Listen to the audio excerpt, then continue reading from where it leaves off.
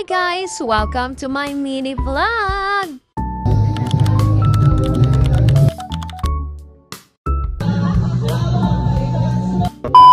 Magandang buhay everyone! So for today's video, meron tayong poodle fight! Wow! Alas 2 pa nga lang ng hapon, nagre-ready na kami ng aming mga lulutuin para mamaya. Magmamarinate nga lang muna kami dyan ng pork chop at saka ng hotdog. Yung jowa ko na nga ang pinagtimpla ko ng pang-marinate para siguradong masarap.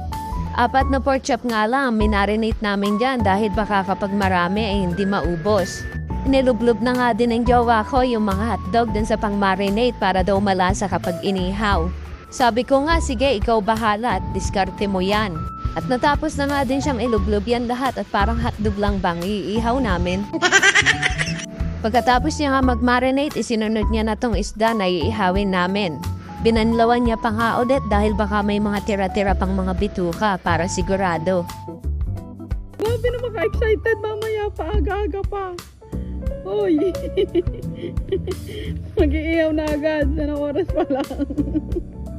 Aga-aga pa ka lang, napakadaming iihaw eh.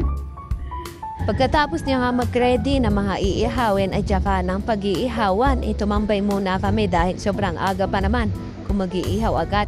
At nung bandang alas 5 na nga ng hapon ay hindi na nakapagpigil si Boss Enteng, talagang mag-iihaw na siya. Nakapagsaing na nga din ako niyan dahil baka kung anong oras pa maluto ang sinaing ko kapag mamaya pa ako magsaing. Ang una niya nang sinalang ay ang pork chop dahil kapag inuna niya ang isda ay maglalasang isda na yan. At maya-maya nga lang din dumating na makasama namin pagbo-border fight kaya sila na nagpatuloy ng pag-iihaw. Akala nga namin ay maaga pa kaming nagsimula, yung pala ay gagabihin din kami talaga pag-iihaw. Ang dami na nga nilang nagturong-turong dyan sa pag-iihaw hanggang ngayon hindi pa rin tapos. Maya-maya nga lang din ay dumating na yung pamangkin ng jowa ko at may mga dalang okra. At dinala ko nga din agad sa likod para maprito ko na para sabay-sabay maluto habang nag-iihaw sila ako ay nagpiprito ng okra. Nang maluto na nga lahat ng iuulam ay pinaredy ko na si jowa ko ang pagkakainan namin. Pinalagay ko na nga yung kanin at sabi ko ayusin para maganda at aesthetic picturean. Pagkalagay nga ng kanin ay nilagay na rin ng tilapyang inihaw. Nasa 10 din pala kaming kakain dyan. Inilagay na nga din pala ni Boss Enteng dyan yung hotdog at ginupit-dupit nga para daw mas madami at makatikiman lahat. At sa 10 piraso nga lang ang binili naming hotdog ay kung tutusin tagi-tagisa nga kami. At syempre ginupit-gupit din ang pork chop para naman magkasya sa aming lahat. Inilagay na nga din ang mga pinritong okra at maya-maya nga lang sabi ni Boss Enteng kulang ang sinaing. Kaya hindi nga muna kami nagsikain at nagpahabol ng sinaing. Mabilis ang luto nga lang yun at ayan inupak-upakan na nga ng mga krampong.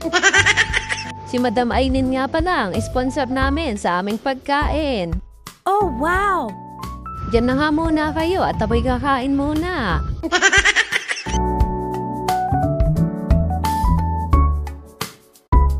Dito nga ay matira-matibay na kami kung sino muubos ng mga natira. Magtataka pa ba kayo kung sinong mahuli? Ay syempre ako.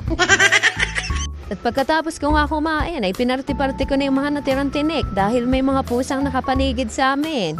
Nagpahinga nga lang kami ng kaunti at maya-maya yan na nag-aambagan na para sa ala.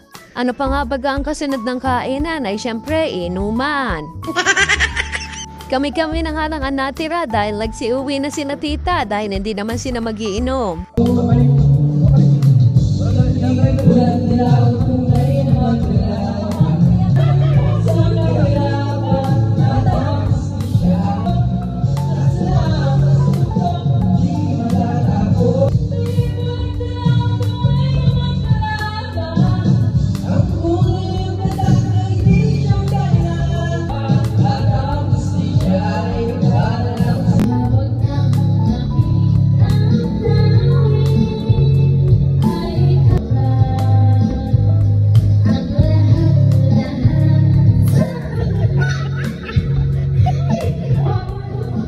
Pagkatapos nga namin mag-inom, may nagkayayaan na magsiuwi dahil alauna na yan ang madaling araw, malayo pang uuwian nila. Ito na nga, nagtatapos ang aking vlog. Bye-bye!